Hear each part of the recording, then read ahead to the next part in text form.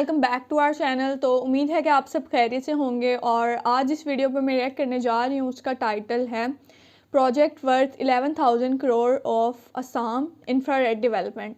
तो बेसिकली अगर सबसे पहले असम की बात कर ली जाए तो it is one of the most famous state of India. और अगर इस चीज़ की बात की जाए कि असम क्यों फेमस है तो बेसिकली वहाँ पे जो है वो वाइल्ड लाइफ, इसके अलावा टी प्लांटेशंस और जो आर्कियोलॉजिकल साइट्स वगैरह हैं, इसकी वजह से जो है वो बहुत ही ज़्यादा असम को जाना जाता है। और वहाँ पे जिस रफ्तार के साथ या जिस तरीके से चीज़ों पर काम किया जा रहा है वो हम देखते भी आए हैं और मज़ीद इस वीडियो में भी देखेंगे। तो लेट्स स्टार्ट और एंड पे इसके बारे में बात करते हैं। आधारभूत संरचना और यातायात के व्यापक विस्तार, विकास और प्रगति शिखर की ओर यात्रा। यह है सपना हमारे देश के अग्रणी प्रधानमंत्री और एक प्रगतिशील नेता माननीय श्री नरेंद्र मोदी जी का।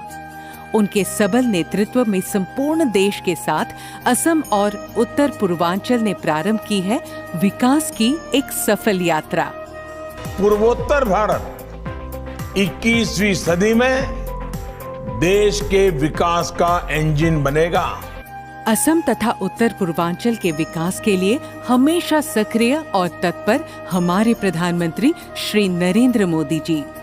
धौला खदिया और बोगीबिल जैसे पुल असम को समर्पित करने के बाद आज हमारे प्रधानमंत्री श्री नरेंद्र मोदी जी के कर कमलों से प्रारंभ होगी 10 नई विकासशील योजनाएं, जिनकी कुल लागत 11,600 करोड़ रुपए अनुमानित की गई है। मां कामाख्या के आशीर्वाद से धन्य है असम भूमि।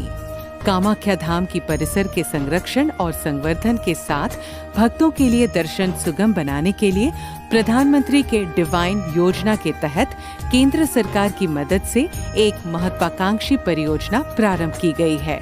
मां कामाख्या दिव्यलोक परियोजना के तहत विशाल ढांचागत विकास होगा।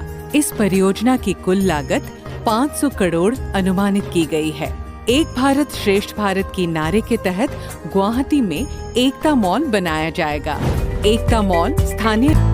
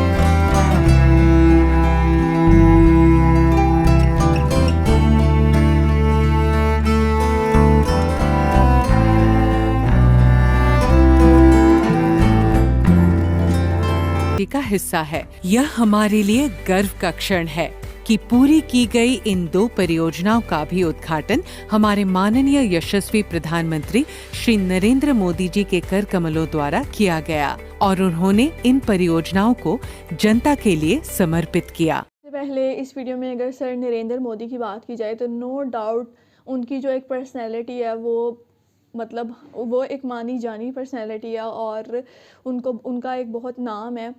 सबसे पहले अगर इसमें मैं एक चीज़ की बात करूं उनके पर्सनैलिटी की या बिहेवियर की, जिस तरह से मैं इससे पहले चंद्रयान वाली वीडियो पे रिएक्ट कर चुकी हूँ स्टूडेंट्स वाली, कि वहाँ पर जो है वो सर मोदी ने विज़िट किया था और उनका सारा एक्सपीरियंस हमें देखने को मिला।